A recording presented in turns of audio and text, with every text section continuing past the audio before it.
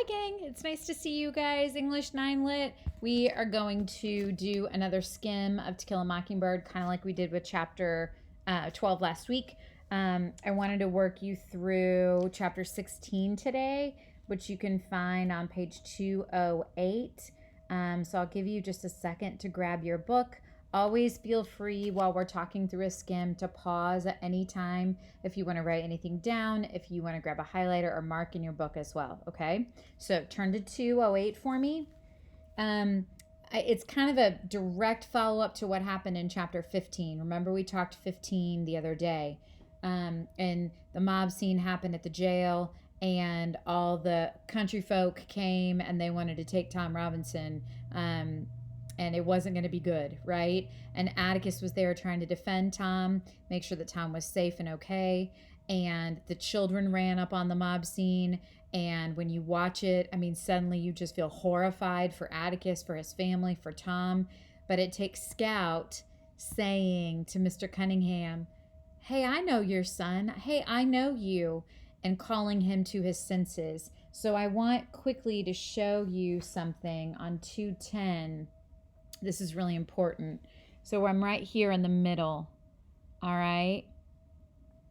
And Scout says, "I was playing in it with a spoon. I thought Mr. Cunningham was a friend of ours. You told me a long time ago he was. He still is. But last night he wanted to hurt you." And Atticus placed his fork beside his knife and pushed his plate aside. "Mr. Cunningham's basically a good man," he said. "He just has his blind spots along with the rest of us." And Jim spoke up. "Don't call that a blind spot. He'd have killed you last night when he first went there." "He might have hurt me a little," Atticus conceded, "but son, you'll understand folks a little better when you're older. A mob's always made up of people, no matter what. Mr. Cunningham was part of a mob last night, but he was still a man. Every mob in every little southern town is always made up of people you know. Doesn't say much for him, does it?" "I'll say not," said Jim. "So it took an 8-year-old child to bring him to their senses, didn't it?" said Atticus. "That proves something, that a gang of wild animals can be stopped simply because they're still human. Maybe we need a police force of children. You children last night made Walter Cunningham stand in my shoes for a minute, and that was enough." So we've come back to the theme of walking in someone else's shoes, of standing in someone else's skin, perspective and point of view. Those two key terms, right? We'll come back to those again, and again, because we only understand the characters in this book when we stop for a second and think from their perspective. And it took the children to bring Walter Cunningham back to his senses, okay? So, in essence, we turn the page and Auntie talks because she's a little uncomfortable with what's going on in the trial and the kids and the drama and all the things. So she asks him to stay and play, but in the front yard, because she's a little nervous about it all, right? And then Mr. Dolphus Raymond comes sidling by because everyone is on their way into town. They are on their way into town because it is the beginning of the trial, okay? So all the people are coming to town. And on 214, we are introduced to Mr. Dolphus Raymond, okay? Mr. Dolphus Raymond is an interesting character. He seems to be the town drunk. He drinks out of a paper bag. It looks like he's swigging whiskey all day long. And there is a very important reason for that. So Jim explains to us on page 215 that he has, his wife is a black woman and that they have mixed race children, which, guys, for us isn't something we really think much about, honestly, anymore, thank goodness.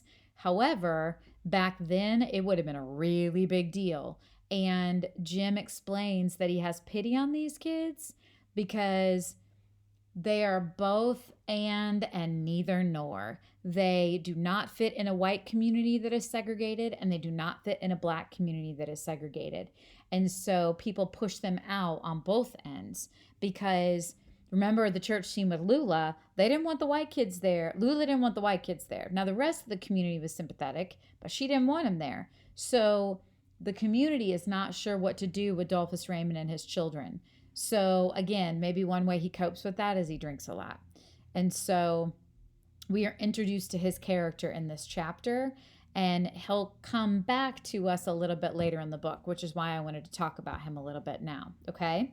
So then the other big thing that happens, honestly, in this chapter is that they go to the courtroom. So what I'm going to do for you in the slides is I'll put some pictures of what the courtroom actually looks like, but you'll see it in the movie too. It is a main level, and then it is a balcony level, and it would have been a segregated courtroom. So all of the white people in the community would have been on the main level watching, and all of the black people in the community would have been in the balcony on the top level watching. Here's the hiccup though. The kids want to go in, but one, Atticus didn't really want them there because it's kind of a heated topic. And two, there's nowhere for them to sit on the main level. So they're kind of lingering in the stairs and trying to find a spot. And Reverend Sykes happens to walk by and ask the children if they need a place to sit. So they come up to the colored balcony with him. And that's where they're going to watch the trial, which is probably a good thing because Atticus doesn't really know that they're there. All right. Now, I'm trying to think if there's anything else in this chapter. Oh, there is. This is really important. On 218, I'm going to read this to you, but I want you to mark it, okay? Sorry, I know that's a little grainy. All right, so this is important. There were a bunch of attorneys talking, just shop talk, and somebody says, "Let me tell you something now, Billy. You know the court appointed him to defend this man." "Yeah, but Atticus aims to defend him, and that is what I don't like about it." And remember, Scout's little.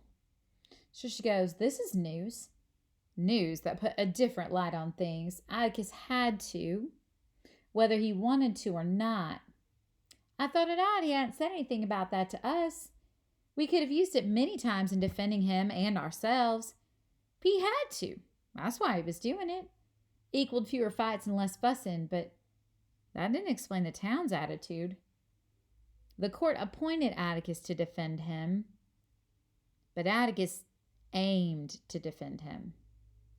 And that's what they didn't like about it. It was confusing."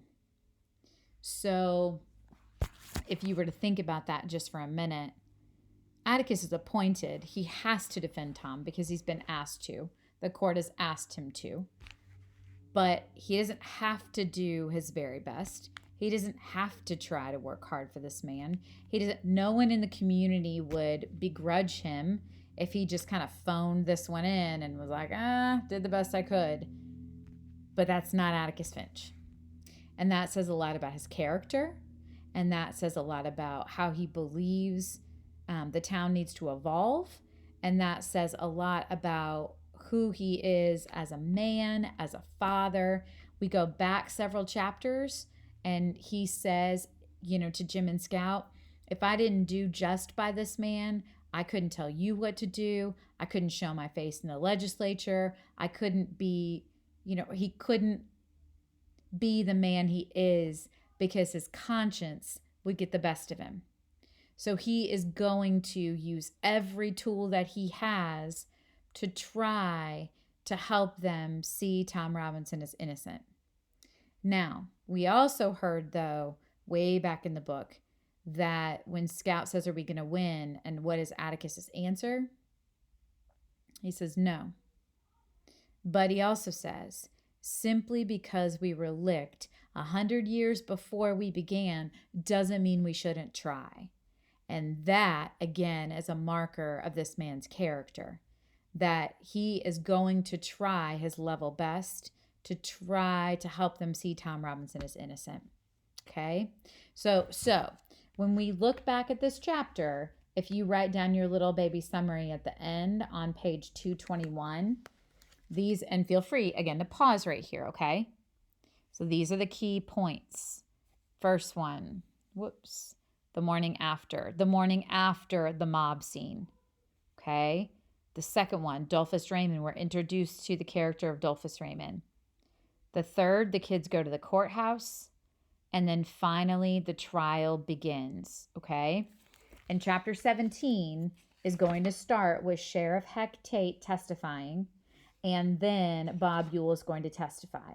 I don't need you to read this word for word. I'm going to put on the slides a screencast of the video so you can watch the movie, because it's almost exactly. If you want to read this chapter though, because man, oh man, it's good, you are welcome to read this chapter, okay? So it's up to you. If you want to just slim through it by watching the film, that's fine. If you want to take time to read it, that's fine too, okay? Otherwise, your next reading assignment is to begin chapter 18.